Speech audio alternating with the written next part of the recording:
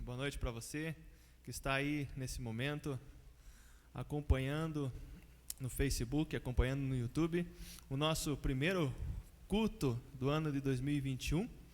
Que Deus possa estar te abençoando, a sua casa, o seu trabalho, os seus planos, os seus projetos durante todo esse ano.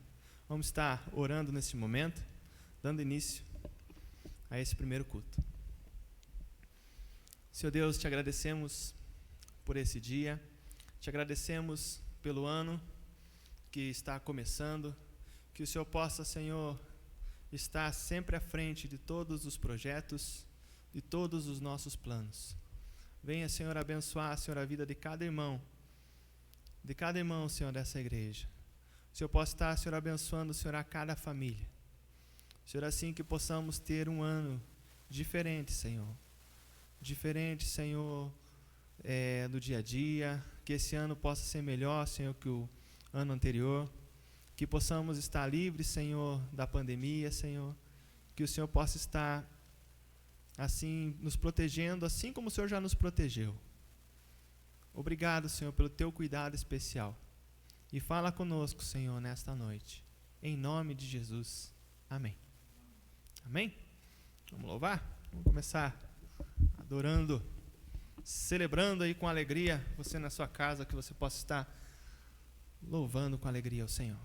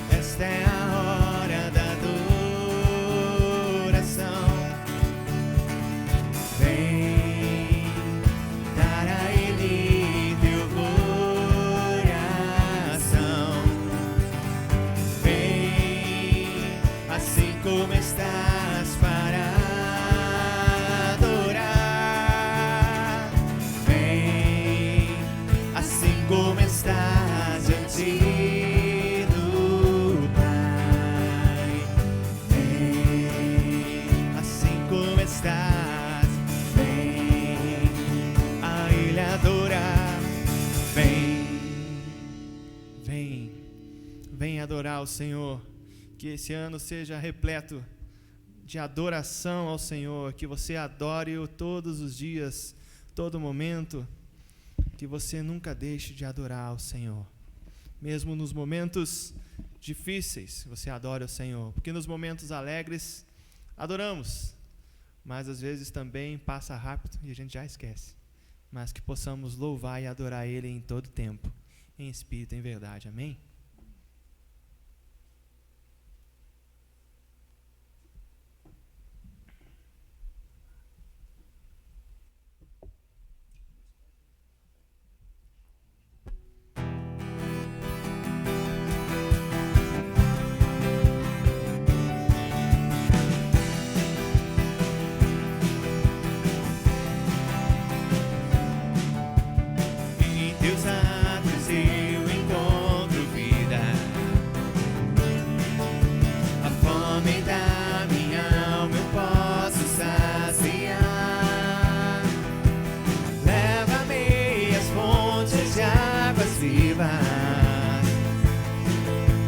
Mostra-me o caminho ao teu altar. Em teus atos eu encontro vida.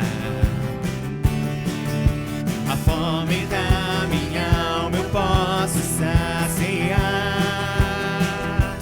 Leva-me às fontes de águas vivas. Mostra-me o caminho ao teu altar. Eu quero viver junto aos teus seios, permanecer em tua presença, Senhor.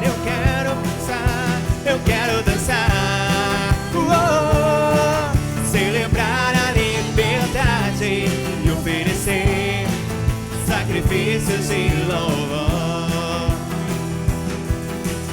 Em teus atos eu encontro vida. A fome da minha alma eu posso saciar. Leva-me às fontes de águas vivas. Mostra-me o caminho ao teu altar. Eu quero viver junto aos teus seios, permanecer em tua presença, Senhor. Eu quero dançar, celebrar a liberdade e oferecer sacrifícios e louvor. Em tua presença, abundância de alegria. Buscar tua face me traz novo fôlego de vida. Em tua presença, abundância de alegria. Buscar tua face me traz novo fôlego de vida. Eu quero viver junto aos teus seios, permanecer em tua presença, Senhor. Eu quero dançar, celebrar a liberdade e oferecer sacrifícios de louvor. E oferecer sacrifícios de louvor.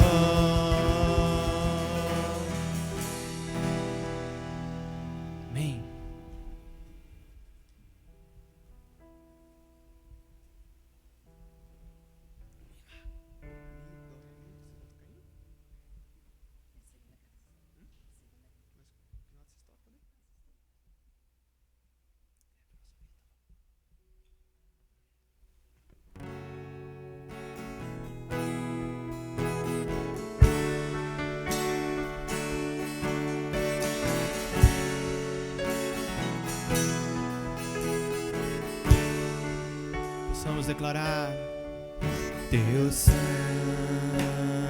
faz o surdo ouvir. Agora Teu sangue quebra a maldição. Agora Teu sangue cura toda dor. Agora Teu sangue liberta o cativo. Agora eu creio que Tu és o mesmo ontem, hoje, para sempre. Eu creio que Teu sangue é o que basta pra mim.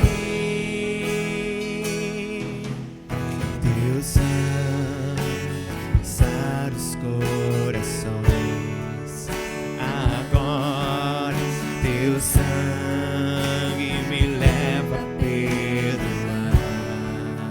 Agora Teu sangue transforma minha mente. Agora Teu sangue faz o morto reviver. Agora eu creio que Tu és o mesmo ontem, hoje, para sempre.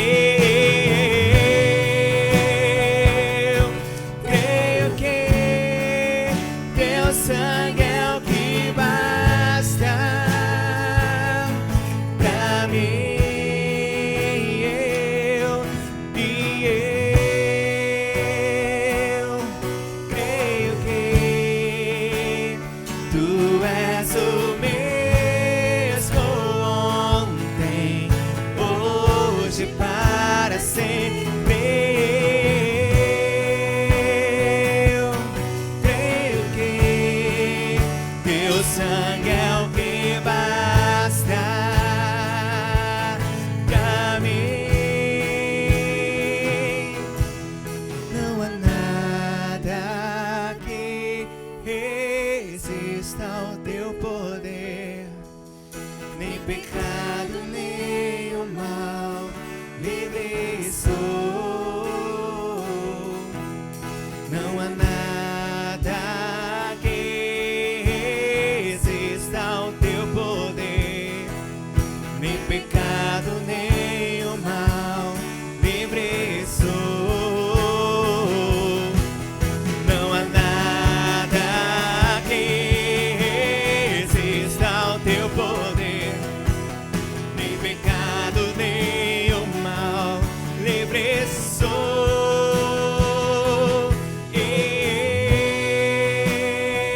Eu creio que Tu és o mesmo ontem, hoje, para sempre.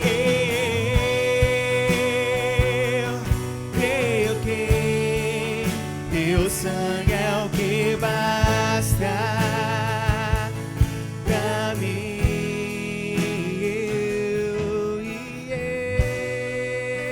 Eu creio que Tu és o mesmo ontem, hoje, para sempre. Eu creio que Teu sangue é o que basta pra mim.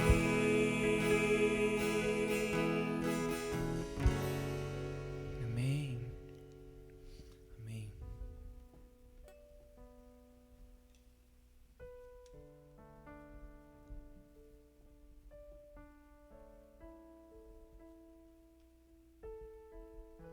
O sangue derramado lá na cruz pelo Cordeiro, pelo Salvador, o nosso Redentor. esse é o sangue que eu canto que me basta. Este é o sangue que eu falo que me basta. Que só a graça dele me basta.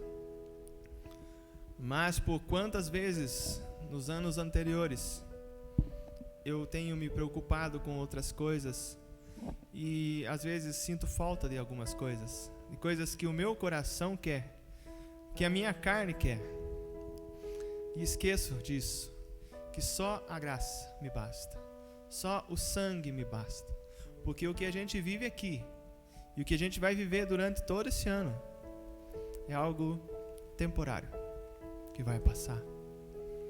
A eternidade não, a eternidade é eterna, e é com isso que eu tenho que me preocupar. É isso que eu tenho que olhar lá na eternidade, onde eu vou estar com Jesus, o meu Senhor, e dizer que só a graça dele me basta. Enquanto eu estou aqui nesse mundo, enquanto eu estou aqui na terra. E enquanto eu estiver aqui na terra, eu sei que Deus é bom. E quando eu estiver na eternidade, eu tenho certeza ainda mais que Ele é bom. E tudo que Ele fizer na minha vida durante esse ano, eu sei que Ele continua sendo bom. Ele continua sendo Deus. E é isso que a gente vai cantar.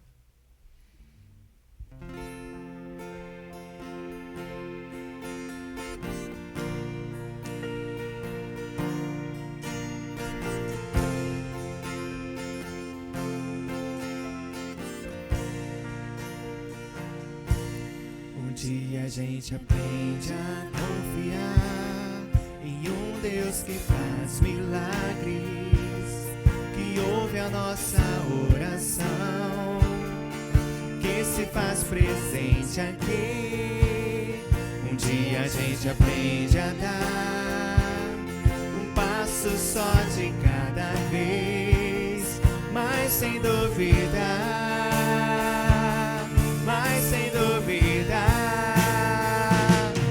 Ele continua sendo bom, Ele continua sendo Deus, Ele continua sendo bom, Ele continua sendo Deus.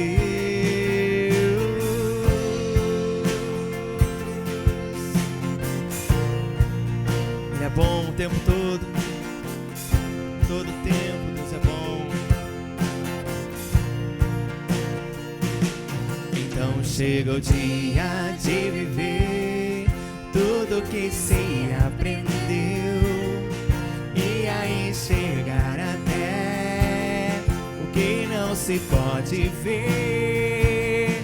Chega o dia de entender e até ouvir um não de Deus, mas sem duvidar,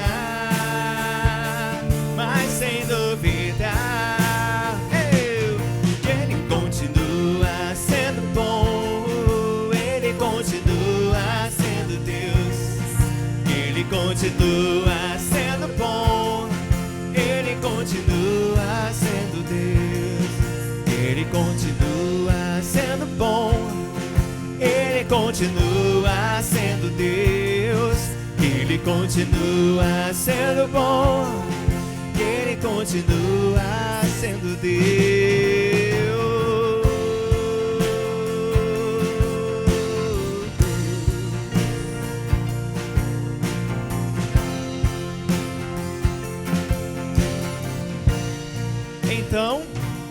Então chega o dia de viver tudo que se aprendeu e a enxergar até o que não se pode ver. Chega o dia de entender e até ouvir o não de Deus, mas sem duvidar, declarar que Ele continua sendo bom, Ele continua sendo Deus. Se eu possa cantar o ano todo que Ele é bom, que Ele é Deus, que Ele continua sendo bom, Ele continua sendo Deus, Ele continua sendo bom, continua sendo Deus.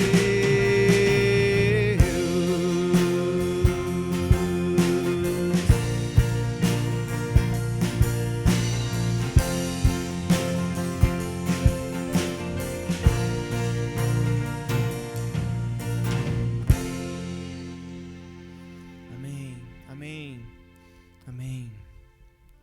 Obrigado, Senhor. Obrigado porque sabemos que vamos passar mais um ano debaixo da Tua presença e mais um ano debaixo da Tua proteção. E todos os dias que a gente acordar, durante todo esse ano e os próximos anos, até quando o Senhor permitir que o nosso coração continue batendo, sabemos que todos os dias a Tua misericórdia vai se derramar nas nossas vidas ao amanhecer. Obrigado, Senhor, pelas Tuas promessas. Obrigado, Senhor. Obrigado pelo Teu zelo por cada um de nós. Obrigado pelo Teu amor, amor incondicional nas nossas vidas.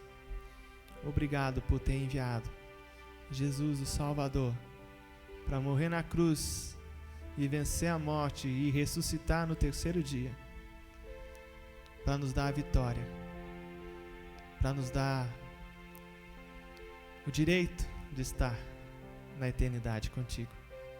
Obrigado. Em nome de Jesus. Amém. Amém? Amém.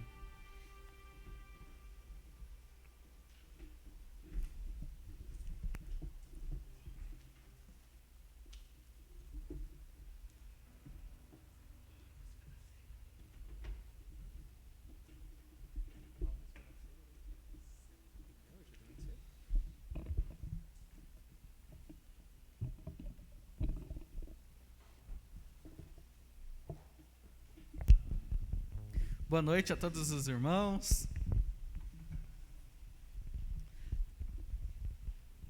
Boa noite aos nossos irmãos, alguns que estão aqui comigo hoje e aos irmãos que estão aí acompanhando de maneira remota. Finalmente, hoje nós, com o primeiro culto do ano, iniciamos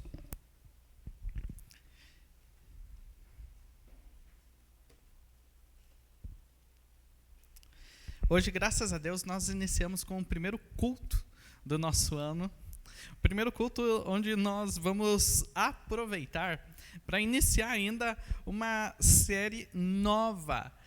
E essa série que a gente vai participar, que a gente vai desbravar ao longo do mês de janeiro, é uma série que nós falaremos a respeito do livro de Jó.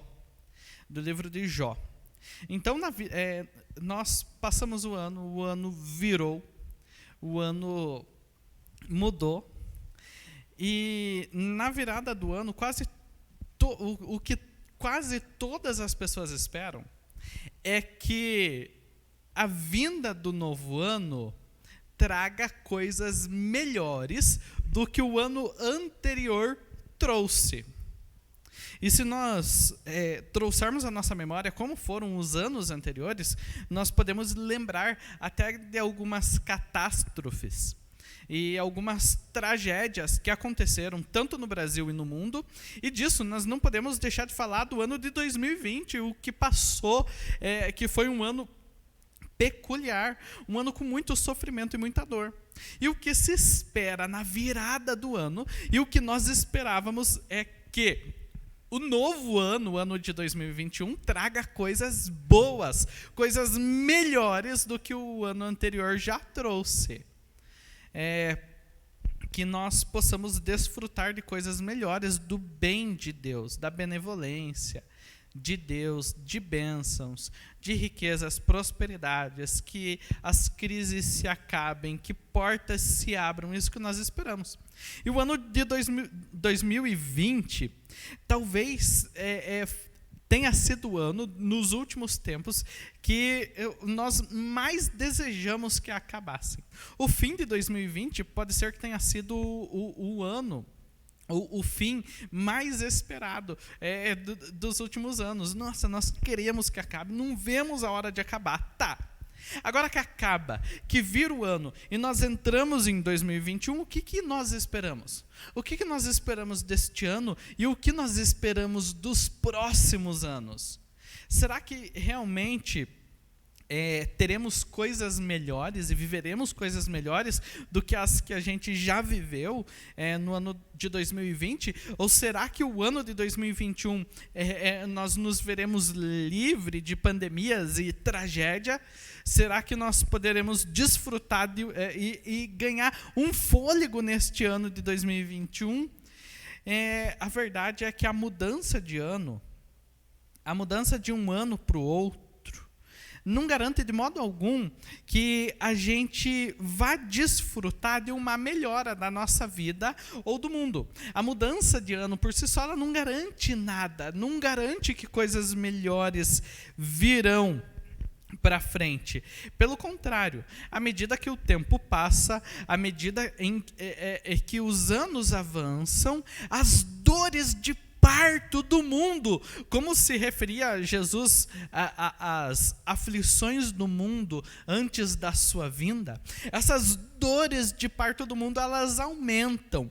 Então, as dificuldades no mundo aumentam no decorrer dos anos. E havia, inclusive, um pensamento até o século XIX, lá por volta do ano de 1800, muitos crentes piedosos que criam que o mundo melhoraria dali adiante, porque o evangelho nunca estava sendo tão espalhado ao longo do mundo. Nunca o evangelho estava sendo tão espalhado ao longo do mundo naquela época, e muitos povos, novos povos conheciam o evangelho de Deus, e muitas pessoas se convertiam. Então esperava-se que no decorrer dos anos e no avançar dos anos, o mundo fosse melhorando, até que todos os povos fossem alcançados, e finalmente a volta do Senhor Jesus se consumaria. Mas o que aconteceu é que, para a segunda metade do século XIX, muitas pessoas começaram a morrer de fome por todo mundo e por catástrofes por todo mundo. Então, a esperança começou a se assustar. Aí, no início do século XX, lá no comecinho, tem a Grande Guerra, a Guerra Mundial, como alguns chamam, a Primeira Grande Guerra. Então, muitos desses crentes começaram a murchar. Aí, caminhando para metade do século XX, a Segunda Grande Guerra, muitos morrendo ao longo do mundo, tanto por aquela como por outras guerras e batalhas, e parecia, obrigado, Marcos, e parecia que o mundo estava piorando. Então, aquela esperança que se existia começou a murchar de que o mundo melhoraria, porque no decorrer dos anos, do século XIX até a segunda metade do século XX, parece que o mundo piorou. E em 2020, nós nos deparamos com uma pandemia global e muitas mortes, muito sofrimento, luto. E além da pandemia, outras crises, outras aflições assolando o mundo, assolando as nossas famílias, assolando e fazendo sofrer o povo. Então aí nós pensamos, será que os próximos anos trarão coisas boas? Por isso que não há como prever se o que vai acontecer é bom ou ruim. Eu estou falando assim de catástrofes, mas eu não estou querendo ser pessimista aqui, no sentido de dizer que só vão acontecer coisas ruins daqui para frente, que o mundo só vai piorar. O que eu quero demonstrar é que nós não temos como prever o que vai acontecer daqui para frente. Como nós não tínhamos como prever e ninguém imaginava lá em janeiro do ano passado o que aconteceria ao longo do ano, hoje nós não temos como prever tudo o que vai ocorrer no ano de 2021, na década de 20 e nos anos vindouros e no futuro. Nós não temos como prever o que de bom ou ruim vai acontecer nos próximos anos, e por isso que todos nós, crentes ou não, todos nós, se tememos a Deus ou se somos ateus, todos nós estamos sujeitos ao sofrimento. Nós não gostaríamos de passar por um sofrimento. Nós não gostaríamos de jeito nenhum de passar por um sofrimento avassalador, um sofrimento de morte. Mas, infelizmente, todos nós estamos sujeitos ao sofrimento. Porque nem tudo é como nós queremos. As coisas no mundo não acontecem como nós queremos. Se nós pudéssemos mudar tudo o que nós quiséssemos. Mas isso está fora do nosso controle. Todos nós estamos sujeitos tanto ao bem quanto ao mal. Como o próprio Senhor Jesus ensina lá em Mateus, quando ele diz que o sol, ele nasce sobre justos e injustos, e a chuva também cai sobre todos. Todos nós estamos sujeitos ao sofrimento. É por isso que, diante de tanto sofrimento, já que todos nós podemos enfrentar sofrimento e enfrentamos sofrimento ao longo da nossa vida, surgem muitas perguntas. Perguntas a respeito de Deus e a respeito da existência. Surgem muitas perguntas. Uma delas é que, se Deus é bom, e é realmente bom, por que o mundo é mau? Se Deus é bom, por que o mundo é mau? Se Deus é tão bom, e dizem que Ele é soberano ainda, então por que o povo dele, e por que o mundo passa por sofrimento? Por que o mundo enfrenta sofrimento? Outras questões é que, por que acontecem coisas ruins com pessoas boas? Por que pessoas boas sofrem? Às vezes é até questionado a questão de ímpios prosperarem. Mas o fulano lá é corrupto, ele rouba dinheiro, ele engana os clientes, ele sonega imposto e ele prospera.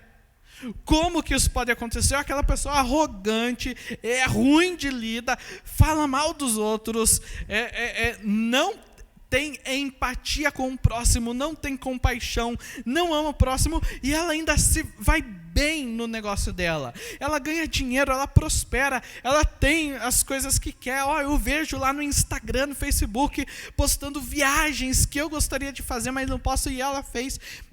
Muitas vezes a nossa impressão é até de que pessoas ruins prosperam. Daí vem a pergunta, por que pessoas boas sofrem? Por que pessoas boas passam pelo sofrimento? E por que coisas ruins acontecem com essas pessoas que são tão boas? É claro que, normalmente, quando a gente quer se perguntar isso, a gente quer se referir a nós mesmos como essas pessoas boas. Por que nós, que tentamos fazer as coisas corretamente, que servimos a Deus, tentamos amar o próximo, por mais que seja difícil, nós tentamos fazer o bem, nós evitamos o mal. Então, por que o mal, muitas vezes, nos atinge? Ele nos alcança. Essas perguntas surgem no nosso coração quando nós nos deparamos com um sofrimento tão escancarado, tanto no mundo como nas nossas vidas. Mas no livro de Jó, eu espero que os irmãos já tenham aberto aí, Jó, nós iniciaremos do capítulo 1º e 2º. No livro de Jó, nós vamos ver que Deus não responde o motivo do sofrimento. Deus não responde claramente o motivo do sofrimento. Ele não responde nem para Jó e nem para o leitor de Jó, que hoje somos nós. Então Deus aqui não está respondendo por que nós sofremos, por que existe sofrimento no mundo. Embora a gente tente ler e para achar essa resposta, por que nós sofremos, mas no livro nós não encontramos essa explicação. E é por isso que nessa série de pregações nós não vamos tentar responder esse motivo de por que existe sofrimento. Porque o sofrimento humano, e o fato de não termos a resposta aqui, já mostra que o sofrimento humano é algo indecifrável. É inexplicável por que existe. Nós poderíamos ir no conceito de pecado e tudo mais, Só que nós vamos elaborar e ver como que Jó não sofreu por motivo de pecado, exatamente. Então, nós não temos um motivo bem esclarecido do sofrimento aqui no livro de Jó. É por isso que a gente não vai se atrever. Aqui eu não vou me atrever a responder essa pergunta tão difícil da humanidade. Não sou eu que vou responder. Mas nós vamos ver no livro de Jó, e através da vida de Jó, como que os nossos caminhos fogem da nossa própria compreensão.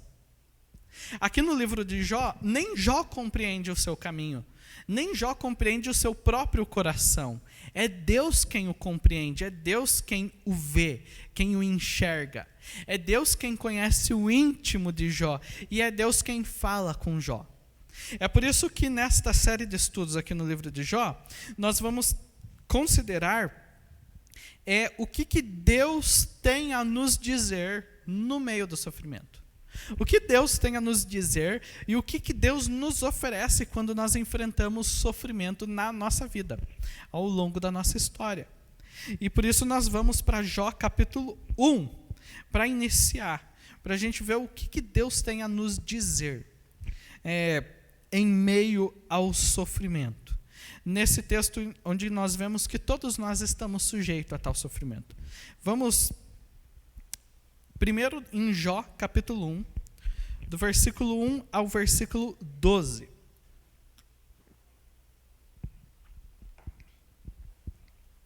Jó, capítulo 1, versículo 1 ao 12, onde nós vemos, eu poderia destacar muitas coisas aqui, mas onde eu quero focar é que nós não somos o critério do bem ou do mal nesta questão. Jó capítulo 1, versículo 1 ao 12, que diz: Havia um homem na terra de Uz, cujo nome era Jó, homem íntegro e reto, temente a Deus e que se desviava do mal. Nasceram-lhe 7 filhos e 3 filhas. Possuía 7.000 ovelhas, 3.000 camelos, 500 juntas de boi e 500 jumentas. Era também muito numeroso o pessoal ao seu serviço, de maneira que este homem era o maior de todos os do Oriente. Seus filhos iam às casas uns dos outros e faziam banquetes, cada um por sua vez, e mandavam convidar as suas 3 irmãs e comerem e beberem com eles. Decorrido o turno de dias de seus banquetes, chamava Jó a seus filhos e os santificava. Levantava-se de madrugada e oferecia holocaustos segundo o número de todos eles, pois dizia: talvez tenha pecado os meus filhos e blasfemado contra Deus em seu coração. Assim o fazia Jó continuamente. Num dia em que os filhos de Deus vieram apresentar-se perante o Senhor, veio também Satanás entre eles. Então perguntou o Senhor a Satanás: de onde vens? Satanás respondeu ao Senhor e disse: de rodear a terra e passear por ela. Perguntou ainda o Senhor a Satanás: observaste o meu servo Jó? Porque ninguém há na terra semelhante a ele, homem íntegro e reto, temente a Deus e que se desvia do mal. Então respondeu Satanás ao Senhor: porventura, Jó debalde teme a Deus? Acaso não o cercaste concebe a ele, a sua casa e a tudo quanto tem? A obra de suas mãos abençoaste, e os seus bens se multiplicaram na terra. Estende, porém, a mão e toca-lhe em tudo quanto tem, e verás se não blasfema contra ti na tua face. Disse o Senhor a Satanás: eis que tudo quanto ele tem está no teu poder, somente contra ele não estendas a mão. E Satanás saiu da presença do Senhor. Aqui nós vemos a apresentação de Jó. É por isso que eu gostaria de destacar primeiro que nós não somos o critério do bem ou do mal. Quem era Jó? Talvez muitos dos que estão participando e ouvindo hoje já sabem bem como era a vida de Jó, mas eu quero destacar algumas coisas. Jó, ele viveu muito tempo, lá no começo da Bíblia. Ele viveu numa época próxima à época de Abraão. Então, lá na época que ele viveu, o sacerdote da família era ele, era o pai. Então, não tinha o sacerdote de todo o povo, o sacerdote era o pai da família. Isso significa que Jó, ele cuidava tanto da vida espiritual dos seus filhos, pastoreando os seus filhos, como cuidava também da vida familiar. E nós vemos isso no versículo 4 e 5, que Jó oferecia sacrifícios ao Senhor por causa dos filhos dele e do pecado dos filhos dele. E os filhos, eles viviam em unidade, eram 10 filhos, que viviam em unidade, em comunhão, um na casa do outro, uma ligação profunda.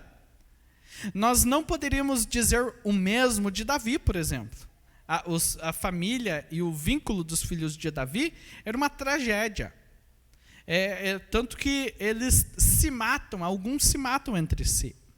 Agora, Jó era um bom pai, educou bem os seus 10 filhos, e eles tinham uma boa ligação, uma ligação familiar muito forte, e tanto que estavam sempre um na casa do outro. Jó era um bom pai, cuidava dos seus filhos, os educava bem, tanto no aspecto espiritual como em todo o restante.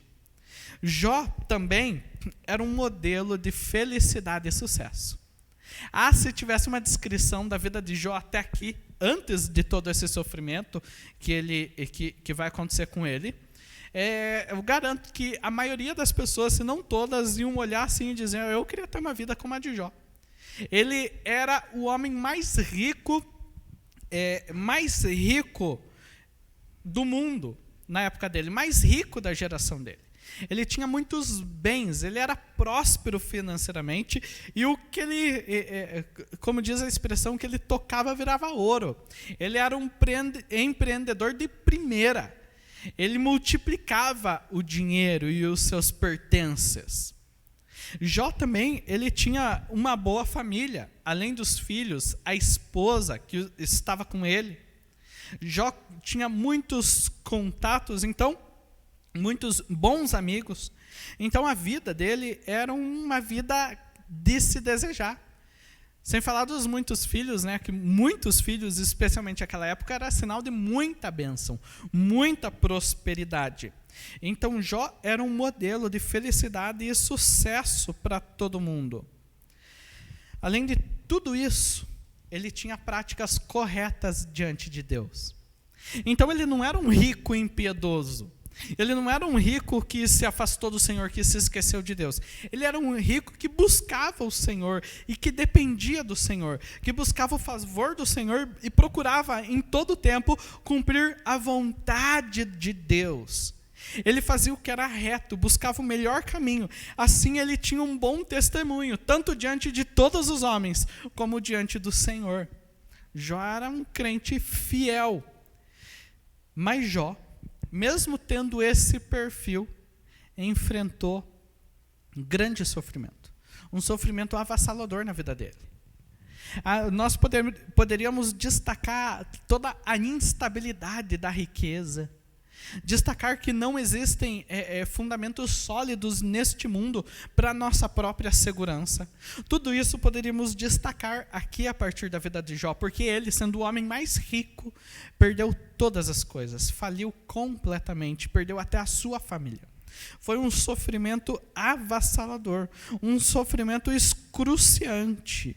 É tão pesado o sofrimento que Jó teve de suportar, que nenhuma outra pessoa, ninguém suportaria um sofrimento pesado demais, até para Jó para suportar, e nós vamos ver isso ao longo do livro.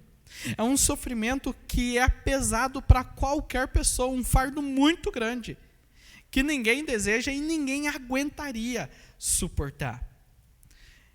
Então, assim é revelado para a gente, que Jó, o próprio Jó, não é o causador do seu próprio sofrimento, certo? Então Jó, ele não é o causador do seu próprio sofrimento.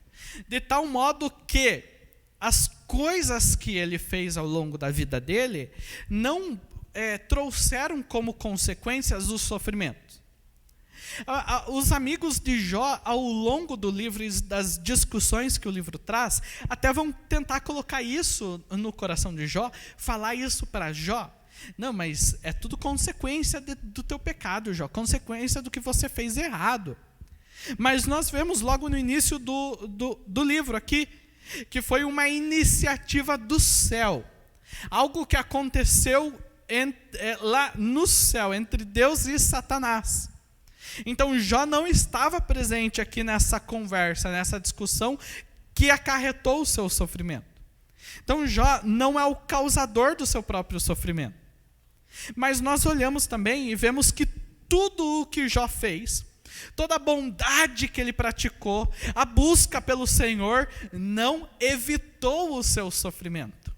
Muitas pessoas pensam que buscar a Deus evita sofrimento, mas é duro começar o ano falando isso. É mentira. Fazer coisas boas e buscar a Deus não evita sofrimento. Nós até chegamos a ouvir muito de muitas igrejas, quando se falou de fechar igrejas. Nossa, fechar o templo, não pode fazer culto no ano passado. Nossa, que absurdo. Esse povo não tem fé, porque na igreja não vai ter o coronavírus, Deus vai proteger, Deus vai cuidar para poder cultuar. A igreja tinha que ser refúgio. E várias coisas desse tipo, mas isso não é bíblico. E se a gente for considerar bem, essa é a teologia oferecida por Satanás aqui no livro. Bíblico é que, mesmo se buscar Deus, também não garante evitar o sofrimento. Também não garante evitar as doenças, evitar a dor, a aflição. Porque o nosso próprio Senhor Jesus, ele foi quem enfrentou o maior sofrimento. Então isso é contra a nossa teologia. Então veja, Jó, ao mesmo tempo que ele não causa o seu sofrimento, tudo o que ele fez também não foi capaz de evitá-lo. Entendeu?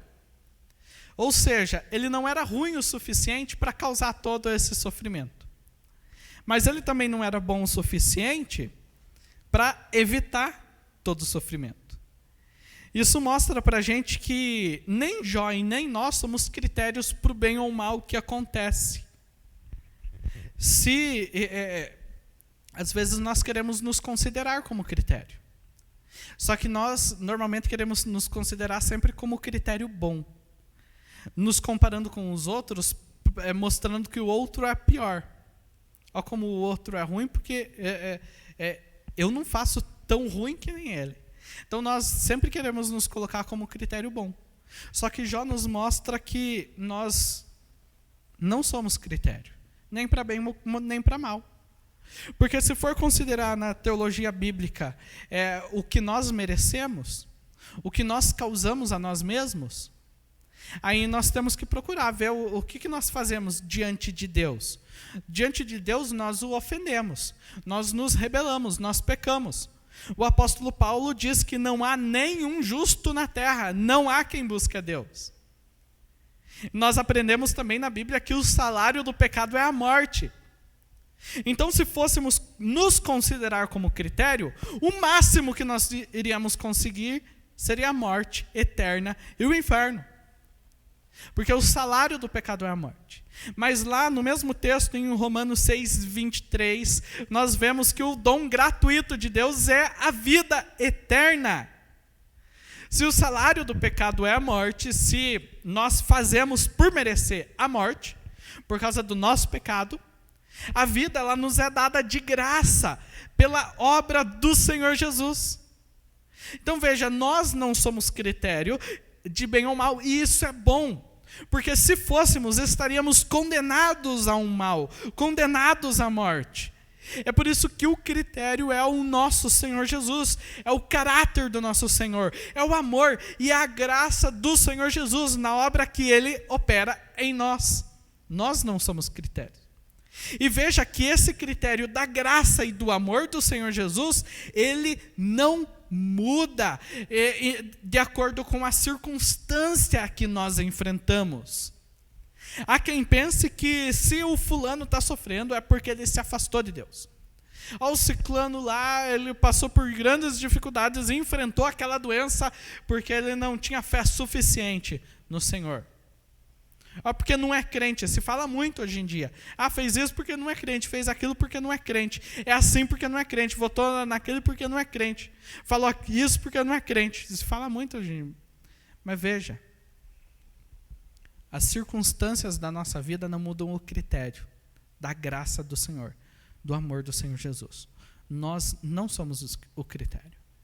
É por isso que nós olhamos aqui e vemos que nós temos que nos arrepender do nosso pecado, colocar o nosso rosto no chão, em arrependimento, e assim louvar o Senhor pela graça dele.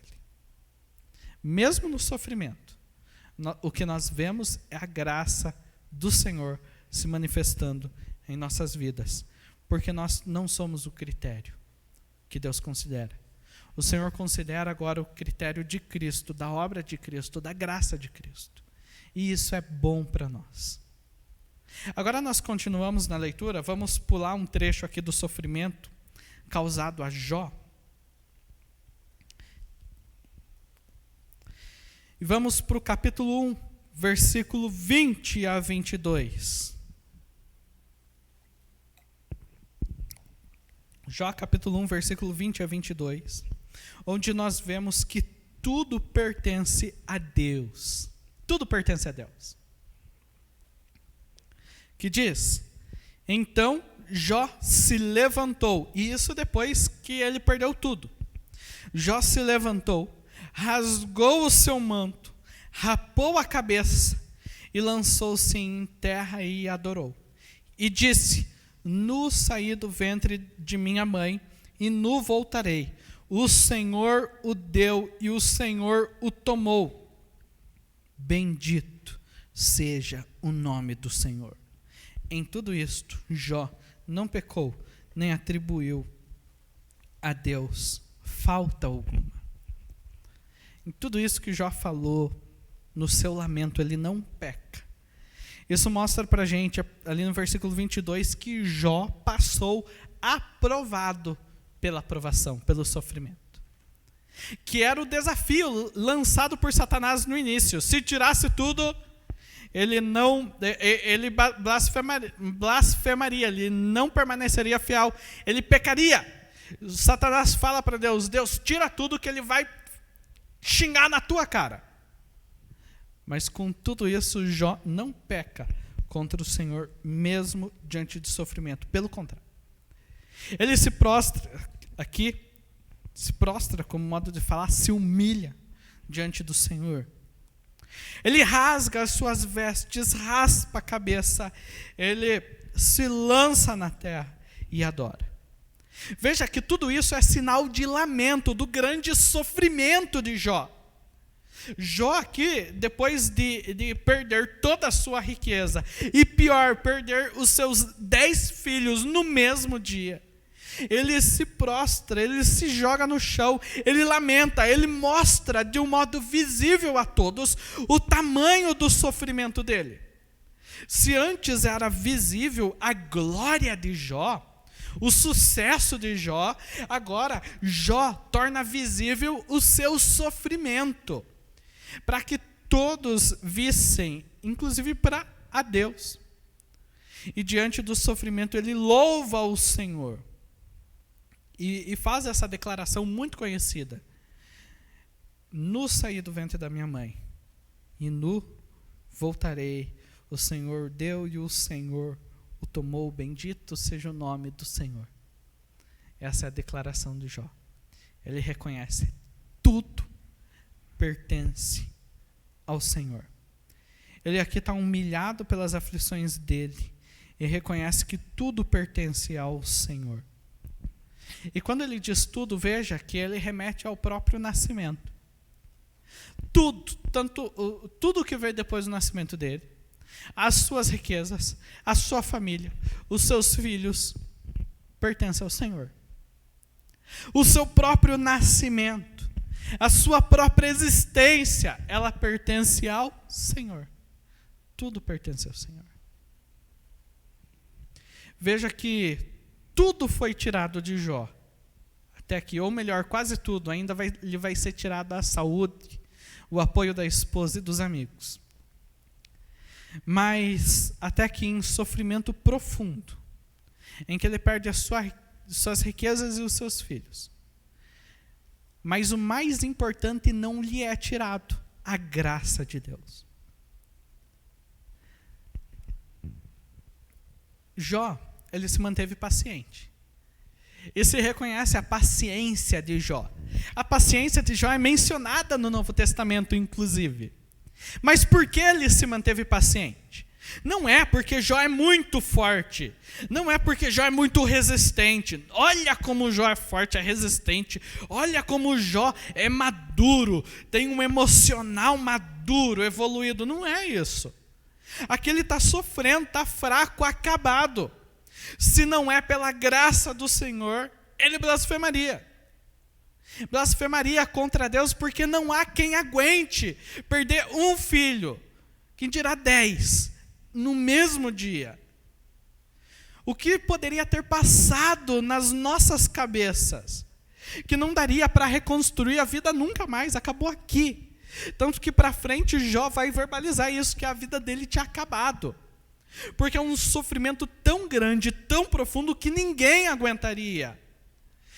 Jó não suportou porque ele era forte demais, ou porque Deus não dá um fardo maior do que alguém possa carregar. Nesse raciocínio você pensa que Jó seria muito forte mesmo, por causa do tamanho do sofrimento que ele suportou. Mas nós somos fracos, nós não aguentamos essas coisas. Tamanho sofrimento.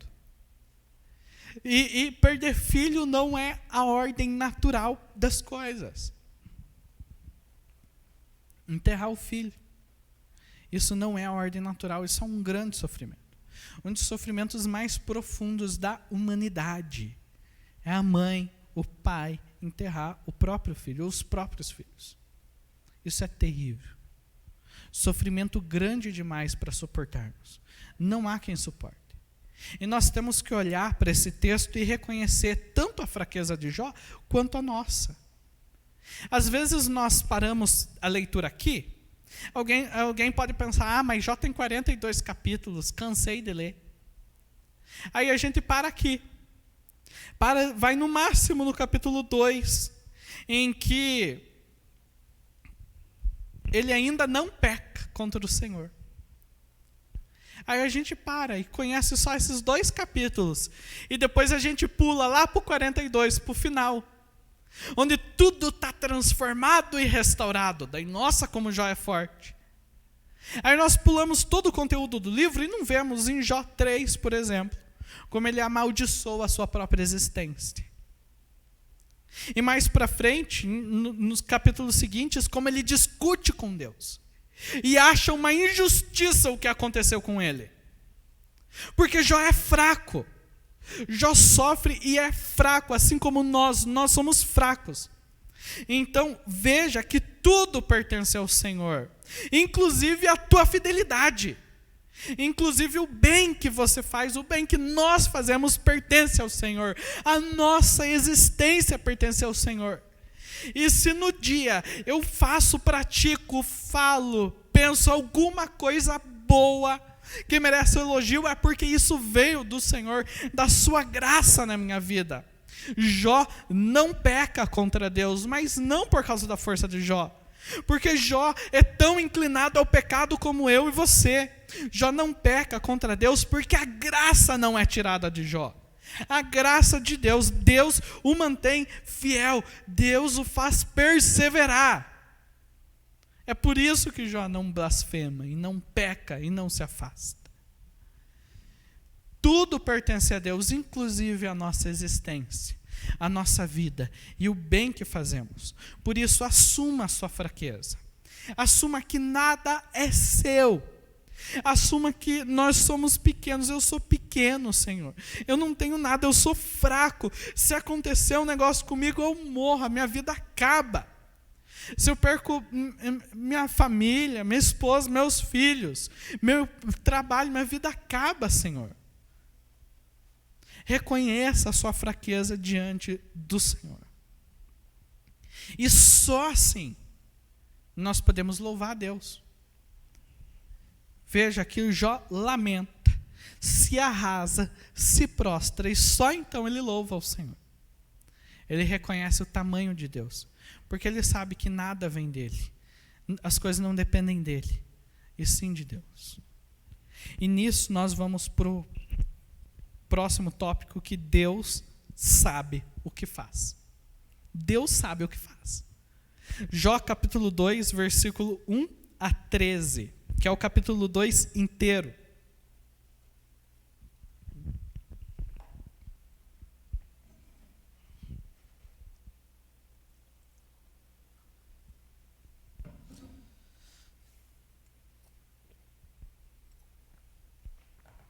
Que diz assim, Jó 2, do 1 ao 13, num dia em que os filhos de Deus vieram apresentar-se perante o Senhor, veio também Satanás entre eles apresentar-se perante o Senhor. Então o Senhor disse a Satanás, de onde vens? Respondeu Satanás ao Senhor e disse, de rodear a terra e passear por ela. Perguntou o Senhor a Satanás, observaste o meu servo Jó? Mais uma vez o encontro de Deus e Satanás. E eles apontam para Jó. Porque ninguém há na terra semelhante a ele, homem íntegro e reto, temente a Deus e que se desvia do mal. Ele conserva a sua integridade embora me incitaste contra ele, para o consumir sem causa. Então Satanás respondeu ao Senhor, pele por pele, e tudo quanto o homem tem, dará pela sua vida. Estende, porém, a mão, toca-lhe nos ossos e na carne, e verás se não blasfemo contra ti na tua face. Disse o Senhor a Satanás, eis que ele está em teu poder, mas poupa-lhe a vida. Então saiu Satanás da presença do Senhor e feriu a Jó de tumores malignos, desde a planta do pé até o alto da cabeça. Jó, sentado em cinza, tomou um caco para com ele raspar-se. Então sua mulher lhe disse, ainda conservas a tua integridade? Amaldiçoa a Deus e morre. Mas ele lhe respondeu, falas como qualquer doida. Temos recebido o bem de Deus, e não receberíamos também o mal? Em tudo isto não pecou Jó com os seus lábios. Ouvindo, pois, 3 amigos de Jó todo este mal que lhe sobreviera, chegaram cada um do seu lugar. Elifas o temanita, Bildade o sueta e Zofar o naamatita. E combinaram ir juntamente, condoer-se dele e consolá-lo. Levantando eles de longe os olhos, não o reconhecendo, ergueram a voz e choraram, e cada um, rasgando o seu manto, lançava pó ao ar sobre a cabeça. Sentaram-se com ele na terra 7 dias e 7 noites, e nenhum lhe dizia palavra alguma, pois viam que a dor era muito grande. A dor de Jó era avassaladora. A dor de Jó era tão avassaladora que nenhum dos seus 3 amigos tinha alguma coisa a dizer quando ele estava naquela situação, naqueles primeiros 7 dias. A dor era tão grande que eles só sentaram juntos e se condoeram juntos. E ficaram ali sem dizer uma palavra por 7 dias e 7 noites. Porque a dor era tão grande. Tantas vezes pessoas passam por sofrimento e parece que a gente sente como se tivesse a obrigação de dizer alguma coisa para consolar alguém. Alguém que enfrenta o luto, alguém que perdeu o emprego, alguém que passou por alguma situação difícil. Eu acredito que talvez você já tenha se sentido assim, de sentir que tem que dizer alguma coisa. Tem que falar, tem que acertar para consolar, para ver se tira a pessoa desse sofrimento. Mas o que nós vemos aqui no livro de Jó é que os amigos de Jó chegam e não dizem nada. Eles só choram junto com Jó. E sentam lá e ficam calados por 7 dias. Esse é o consolo. Porque não tinha nada a dizer. A dor era muito grande. Existe sofrimento que nós enfrentamos ao longo da vida que não tem o que se diga para que o sofrimento passe. A necessidade é que o tempo passe. E o sofrimento, se Deus quiser, vá diminuindo ao longo do tempo, ao longo dos dias, ao longo dos anos. Mas, num sofrimento tão profundo assim, não existe palavra a ser dita. Muitas vezes a pessoa até sabe de tudo, conhece a Bíblia, sabe do sofrimento, sabe, conhece a boa teologia, sabe que Deus sustenta, que Deus cuida, que Deus consola, mas sofre. Então, uma coisa importante é que nós temos que aprender a desfrutar do sofrimento. Desfrutar, pastor, como assim? Nossa, quer que eu desfrute e aproveite o sofrimento? Não é essa questão de aproveitar, de regozijar no sofrimento, mas é uma questão de dar o tempo do sofrer, do luto, da dor. É preciso desfrutar do sofrimento, reconhecer como Jó e os seus amigos. Só que veja anteriormente, quando ele sofre mais uma vez. E agora ele perde a sua saúde. Mais um golpe. Com tumores malignos, feridas do pé à cabeça, que ele raspava com um caco. Jó aqui está numa situação lamentável, jogado, como se fosse lixo, cheio de feridas, a ferida saindo do seu corpo.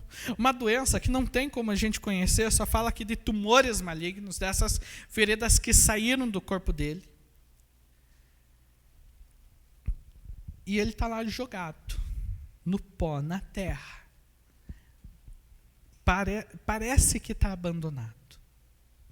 E nesse momento de sofrimento tão profundo, a esposa de Jó tem a sua fé enfraquecida. A esposa tem a fé enfraquecida e ela fala: Jó, o que você está esperando? O que você está pensando? Amaldiçoa a Deus e morre. Como que você ainda continua assim, firme, fiel? Normalmente nós fazemos essa leitura, nós elogiamos Jó e criticamos a mulher de Jó. Mas pensa no sofrimento dela. Nós não temos empatia com a mulher. Como que nós teríamos empatia com alguém que sofre do nosso lado? Não conseguimos ligar o nosso coração ao coração dela. Ela acaba de perder 10 filhos. Todos os seus filhos no mesmo dia. Acaba de perder toda a provisão da sua vida. O sustento. Não sabe, além da dor excruciante dessas notícias terríveis, e o seu marido ali enfermo, ela não tem o que fazer para ajudá-lo. Você já passou por uma situação assim? De ver alguém que você ama sofrendo e não tem nada que você possa fazer para ajudar essa pessoa, para tirar essa dor, para tirar esse sofrimento. Isso também é excruciante, é dolorido, é sofrido. E nós olhamos e criticamos a mulher. E é verdade, é pecado. O que ela fez é pecado, tem que se arrepender. Mas olha só para essa situação, olha para esse sofrimento.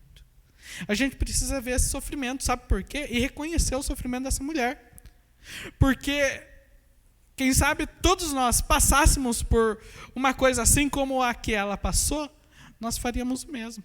Nós amaldiçoaríamos ao Senhor. Nós falaríamos em oração para Deus: Deus, o Senhor não está me ouvindo.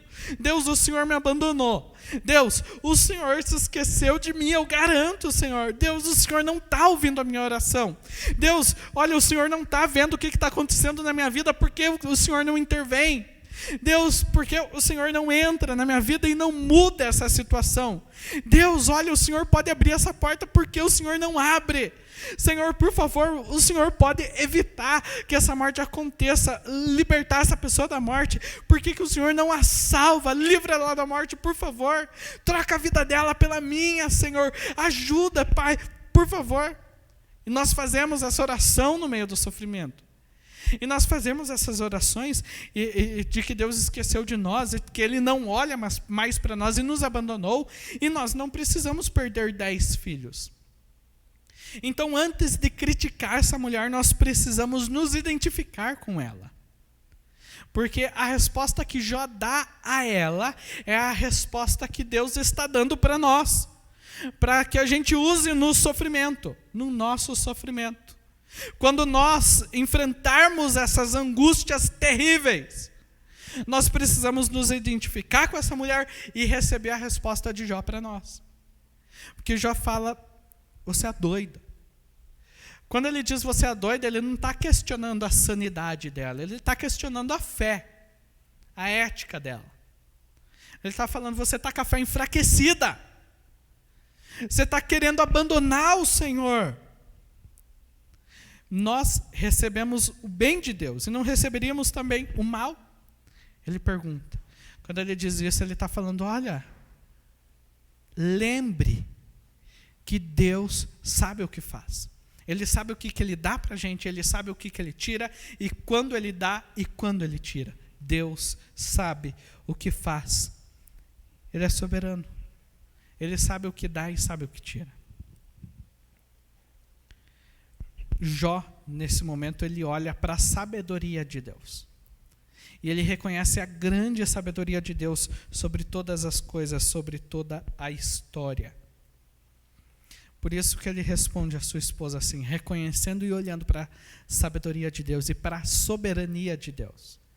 Deus sabe o que dá. E nós podemos ir até onde Jesus fala lá em Mateus, no Sermão do Monte. Se os pais terrenos sabem dar boas coisas aos seus filhos, por acaso vocês acham que o Pai do céu não vai saber do que os seus filhos precisam? Deus não se afasta de você. Pode ser que a gente fique bravo com Deus, se irrite. Pode ser que a gente duvide, que a nossa fé se enfraqueça. Mas Deus sabe o que faz. Deus sabe como Ele cuida de nós. E à vista de Jó, Ele conhece melhor o nosso coração do que nós mesmos o conhecemos. Deus sabe o que faz. Então nós não controlamos todas as coisas. Nós não podemos ter tudo o que nós queremos, e nem todas as coisas são do modo como nós queremos. Mas nós podemos confiar na graça do Senhor que nos é oferecida, por meio da obra do Senhor Jesus. Então olhe para Deus. No meio do seu sofrimento, busque o Senhor. Busque a palavra do Senhor. Se identifique com o sofrimento de Jó e da sua esposa. E receba a palavra de Deus. Confie no Senhor, Ele sabe o que faz. Vamos orar mais uma vez. Se coloque diante de Deus aí onde você está. E em seguida vamos louvar o nosso Senhor, porque Ele cuida de nós. Senhor, muito obrigado, porque o Senhor sabe o que faz. Obrigado porque todas as coisas pertencem ao Senhor. A nossa vida, a nossa existência, até o bem que fazemos, pertencem ao Senhor e vêm do Senhor.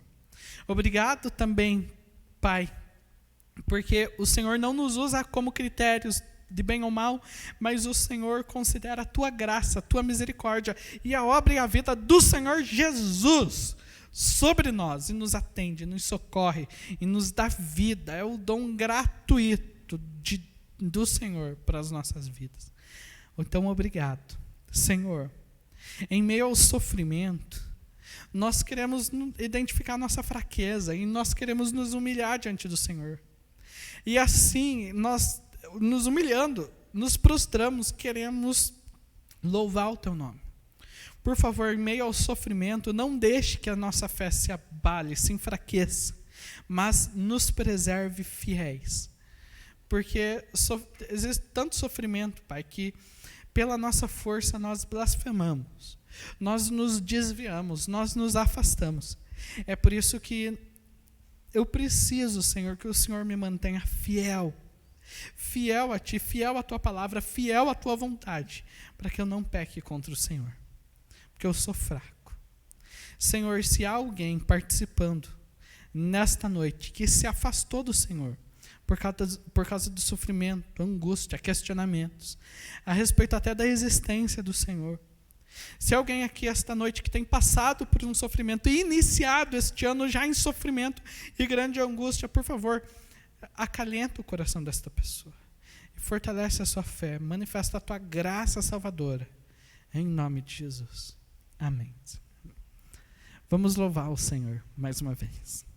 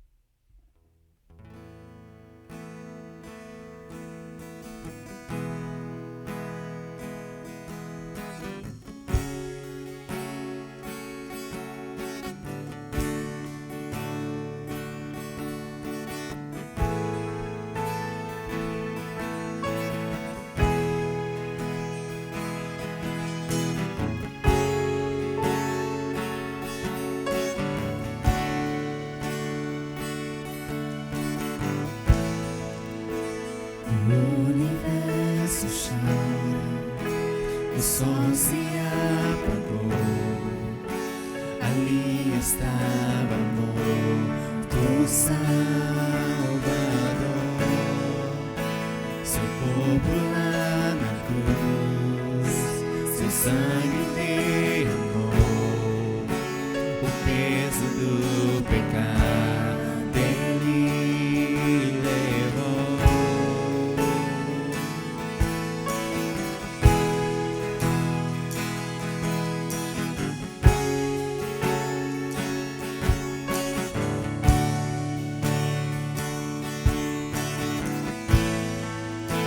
Deus Pai o abandonou, cessou seu respirar, em trevas se encontrou o Filho. A guerra começou, a morte enfrentou, todo o poder das trevas venceu. Estremeceu, sepulcro se abriu e nada vencerá. Seu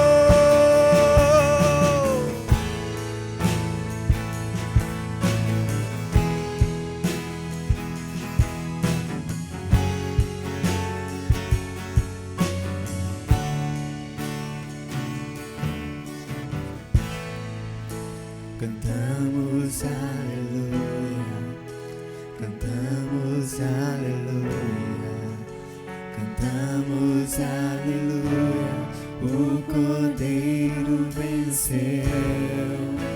Cantamos aleluia, cantamos aleluia, cantamos aleluia, o Cordeiro venceu. Cantamos aleluia, cantamos aleluia, cantamos aleluia, o Cordeiro venceu. Cantamos aleluia, cantamos aleluia, cantamos aleluia, o Cordeiro venceu.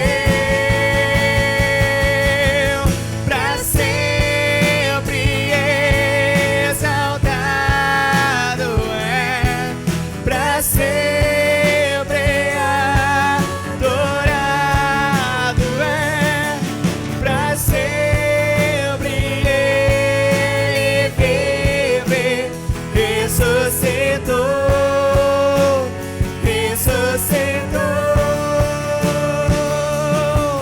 Pra sempre exaltado é, pra sempre adorado é, pra sempre ele vive, ressuscitou, ressuscitou.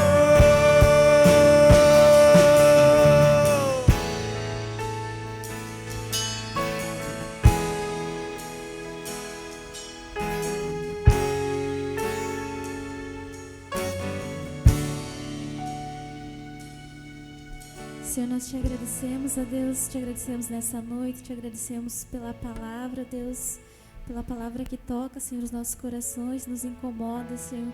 Pedimos, ó Pai, perdão pela nossa infidelidade, ó Deus, pela nossa falta de fé, pela nossa fraqueza, Deus, que muitas vezes deixamos de confiar no Senhor, muitas vezes o desespero, Pai, toma conta das nossas vidas. Olhamos apenas para o momento e esquecemos, ó Pai, do Deus que servimos, o Deus que pode todas as coisas, ó Deus. Sabemos que o Senhor olha para nós, sabemos que o Senhor entende o nosso sofrimento, pois o Senhor também é o Deus que sofreu. O Senhor sofreu, ó Deus, a morte, vendo o próprio Filho, Pai, sendo entregue naquela cruz pelos nossos pecados, ó Deus. Te agradecemos, ó Deus, pela Tua fidelidade conosco, mesmo nós não merecendo, Pai. Te agradecemos pela Tua graça que se derrama, Pai, que se manifesta nas nossas vidas, ó Pai. Pela Tua graça, Deus, que foi conosco durante o ano de 2020, Pai, e cremos que será conosco durante 2021 também, ó Pai. Que o Senhor esteja conosco, Pai, que independente da circunstância, ó Pai, independente da situação, que estejamos, ó Pai, confiantes no Senhor e que a nossa fraqueza não venha tomar conta, Pai, em nome de Jesus. Amém. E que a graça do nosso Senhor Salvador Jesus Cristo, o amor de Deus, o nosso Pai, e a comunhão e consolação do Espírito Santo repouse sobre a família Cristo Rei e sobre o povo de Deus pela terra. Amém. Amém. Deus abençoe muito a vida dos irmãos. Nós não temos a ceia hoje, embora seja o primeiro domingo, mas a ceia será no próximo dia 17, no terceiro domingo do mês. Então, dia 17, nós celebraremos a ceia do Senhor aqui, certo? Então, Deus abençoe muito a vida de vocês, que a gente comece este ano sempre confiando na palavra do Senhor. Deus abençoe.